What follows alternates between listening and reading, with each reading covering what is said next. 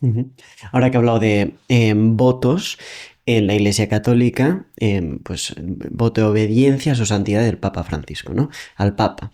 Los masones obedecen a una figura que una a todos los masones, a todos los ritos, o cada rito de cada país, que además imagino que dentro de cada país quizá hay un rito un poco más progresista, otro más conservador, o no sé si podríamos diferenciar de esta manera, pues ideológicamente los ritos, obedecen a alguien y luego también preguntarle. En China hay masones, en Japón hay masones, hay distintos ritos o es algo como más occidental. Que además no sé si se sabe el número de masones que hay en el mundo y si ha ido decreciendo o va creciendo, etcétera. Ha decrecido, sí, están en crisis, Ujú. relativamente, ¿no? Pero como comentábamos antes de empezar la entrevista, el gran triunfo de la masonería ha sido que su pensamiento está ya asimilado en Occidente como parte de lo políticamente correcto. Todo esto de los nuevos derechos sexuales y reproductivos, si se fija, es la inversión del orden natural de la que habló León XIII en Humanum Genus. Todo esto primero se ha defendido en las logias. Sergio Abad Gallardo habla de cómo las leyes inspiradas en la ideología de género en Francia se debatieron previamente en las logias. Y le pongo un ejemplo. La ley del aborto en Francia, que lleva el nombre de la ministra Simone Veil, año 74, si no recuerdo mal. La ministra tenía como asesor al doctor Pierre Simon, que era masón. Pertenecía a la logia Nueva Jerusalén de París. Él mismo habló del tema sin ningún problema. Publicó un libro llamado La vida ante todo. Parece la obra de un provida. Pero luego dentro dice que un niño enfermo sin remedio, ¿qué hacer? Y pone puntos suspensivos, dejar morir. O sea que la vida según... La vida, dice él, aparte, ¿no? En otro de sus escritos, hay que superar el concepto trascendente del Génesis o de Aristóteles, pone por ejemplo. La vida es un material, dice Simón, con el cual trabajamos. La vida es lo que hacemos los vivientes. Ante estas afirmaciones, el cardenal entonces Ratzinger publicó un comentario también en Dolentum Hominum diciendo que impresiona leer lo que un gran maestro de la gran logia masónica de Francia piensa al respecto. Era el doctor Simón. El doctor Simón hizo mucho trabajo, naturalmente, detrás del escenario, ¿no? Para que el aborto fuera aprobado. De hecho, divulgó un trabajo sobre el tema entre los diputados que tenían que votar en esta sesión. Parece que incluso el texto primero se planchó, usando terminología de ellos, en la Nueva Jerusalén de París, la suya, y finalmente llegó a decir que la ley Veil era un triunfo de la masonería sobre el cristianismo. Pierre Simon.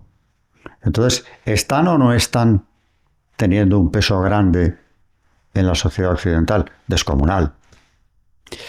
¿En qué países es más fuerte?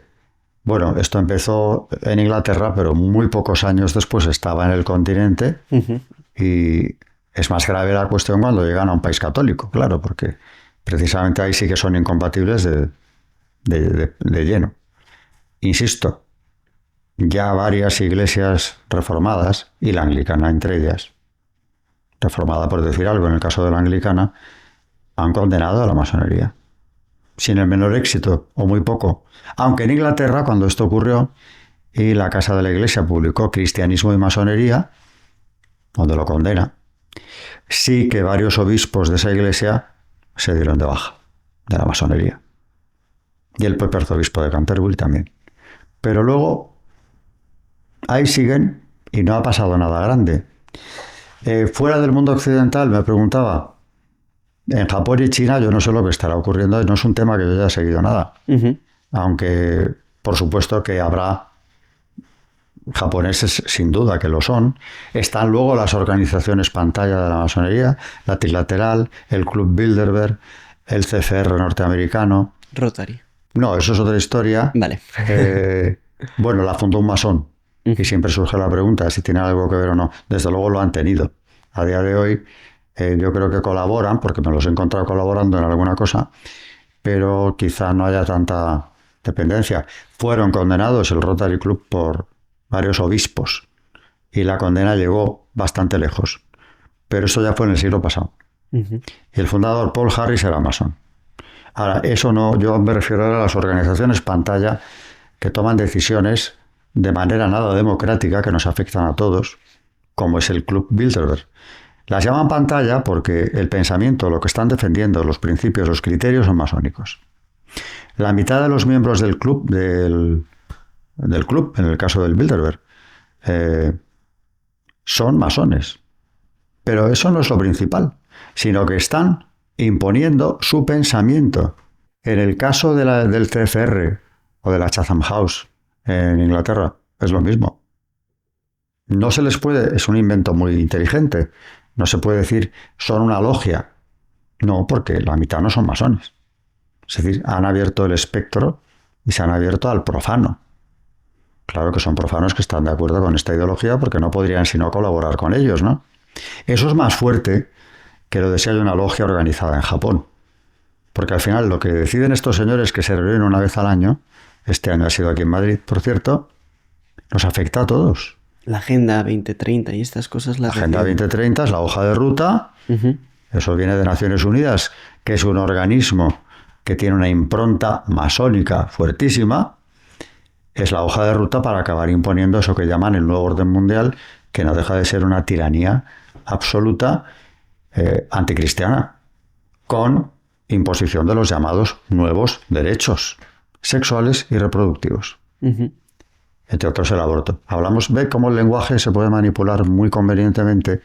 Hablamos de derechos reproductivos, parece que son los derechos a reproducirse, pero encubren lo contrario, el derecho a no reproducirse, sino disfrutar del sexo sin consecuencias, la separación total entre sexualidad humana y procreación. Derecho, el de la sexualidad, ese es intocable. Con y como quieras y dónde y cuando quieras, con muy pocos límites. Pero el derecho a la vida se ha descartado. El no nacido no lo tiene. Bueno, ahora en Estados Unidos se han dado pasos importantes en este sentido, en algunos estados, claro, pero está abierta la puerta. Pero en el resto de Occidente, en cambio, Francia ha blindado el aborto en la Constitución. Es el derecho a la vida. Esto es de cuño masónico. Es decir, que si ahora son más o son menos, hombre, si son menos, pues menos soldados de a pie tendrán para extender sus ideas, ¿no? Pero que su pensamiento se ha impuesto es una realidad. ¿Y cuáles son los planes que tienen para el mundo? Bueno, la masonería desde que nació, el ejemplo más claro serían los Illuminati de Baviera, que claro que existen. Ha sido muy perjudicial toda la leyenda que hay en torno, incluso el morbo que se ha buscado a través del cine, de historias, de novelas, pero existen.